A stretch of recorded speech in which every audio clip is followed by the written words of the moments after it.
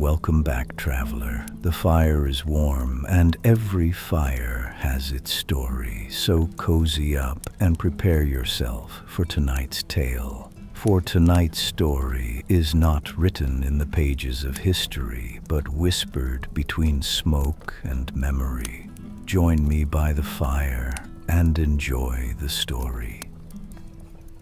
The 8th evening at the Sleeping Stag arrived colder than the others. A hard wind swept down from the mountains after sunset, carrying the scent of snow through the narrow streets of Dunmere. Frost gathered slowly along the tavern windows, while inside the hearth blazed brighter than usual, filling the room with deep orange light and the steady comfort of crackling pine wood.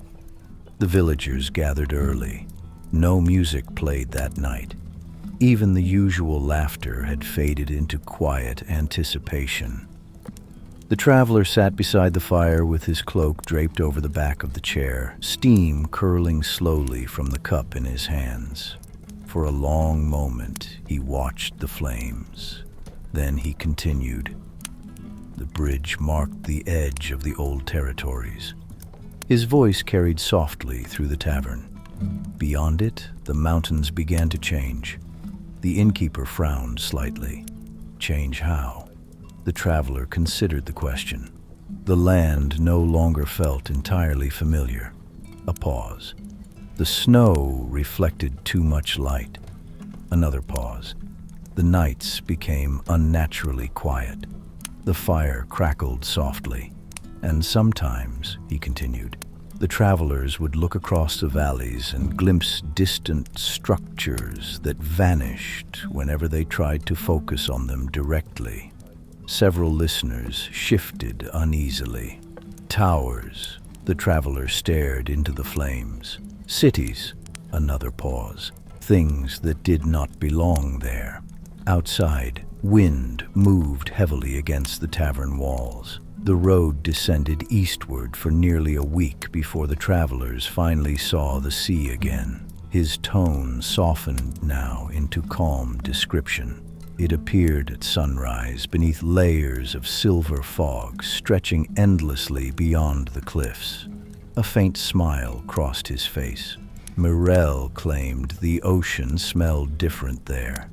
The innkeeper's daughter blinked. Different? Yes. The traveler nodded. Sharper, somehow. Another pause, as though storms gathered farther beneath its surface. The tavern remained still. At the edge of those cliffs stood the city of Selverin.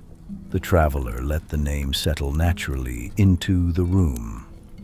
A place built entirely from pale stone and dark cedar overlooking the eastern waters. His eyes reflected the firelight. Thousands of lanterns burned there each night, hanging from rooftops, bridges, and narrow streets winding toward the harbor below. A few villagers smiled faintly at the image, but despite its beauty, the traveler paused. The city frightened Corvin immediately. Silence returned. He claimed Selverin watched people too carefully. The blacksmith grunted quietly. That's cities for you. Soft laughter moved through the tavern. The traveler smiled faintly. Yes, another pause. But this was different. The fire dimmed lower beneath shifting embers. The travelers noticed armed guards at nearly every bridge and market entrance. Another pause. And more troubling still, his voice lowered slightly. Many of them wore silver pendants marked with the same symbol hidden beneath the Ruby Bengal. The room grew still again. The keepers? Whispered the innkeeper's daughter. The traveler nodded slowly, or something descended from them. Outside, the wind howled softly through Dunmere. The group rented rooms above an old tea house near the harbor. His tone slowed once more into atmospheric calm.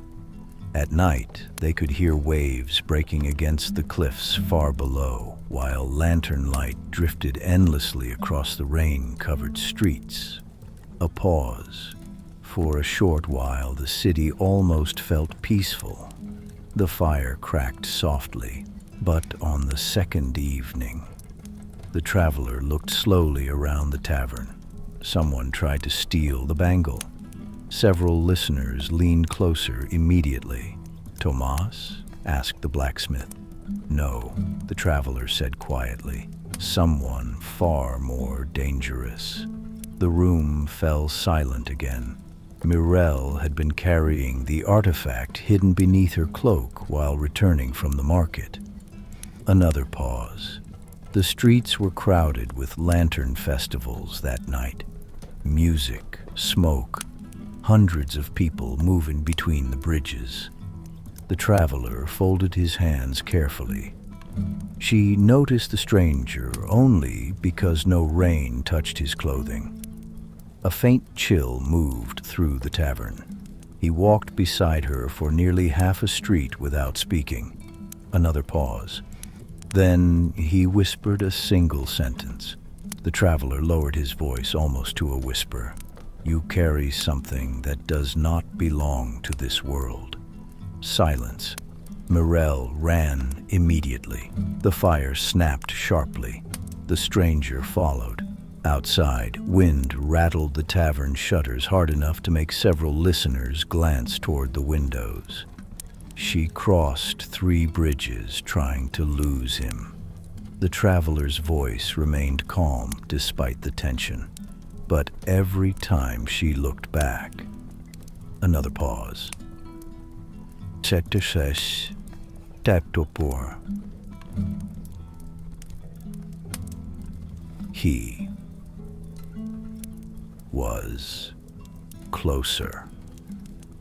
The villagers sat utterly motionless now. Mirelle later claimed the man never truly ran. The traveler stared into the flames. He simply appeared nearer each time she turned. A few uneasy glances passed through the room. She finally reached the harbor district and ducked inside an abandoned shrine overlooking the sea. Another pause. The stranger entered moments later. The firelight flickered softly across the traveler's face. And there, beneath the sound of crashing waves and distant festival bells, he paused. The bangle activated again. No one breathed. The shrine disappeared. The wind outside seemed quieter suddenly. The ocean vanished. Another pause. And for the briefest moment, the traveler's eyes lifted slowly toward the gathered villagers.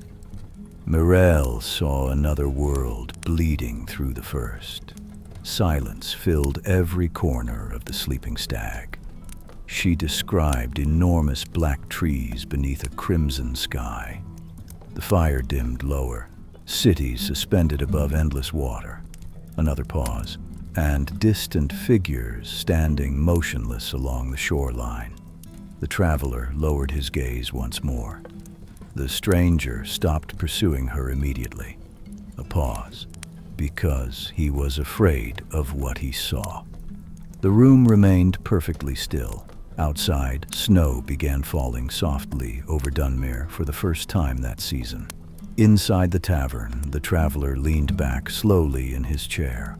"And that," he said quietly, "was when they realized they were no longer the only ones searching for the bangle."